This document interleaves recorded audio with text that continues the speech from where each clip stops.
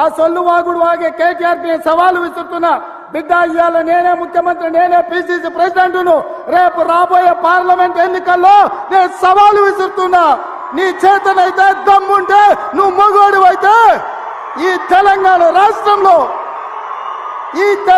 రాష్ట్రంలో బిడ్డ ఒక్క సీటు గెలిచి చూపించు.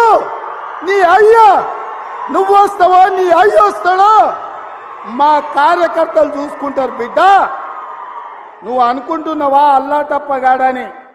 అల్లాటప్పగాలం కాదు, అవులగాళ్ళలాక అయ్య పేరు చెప్పుకొని కుర్చీలో కూర్చోలేదు సన్నాసోడా.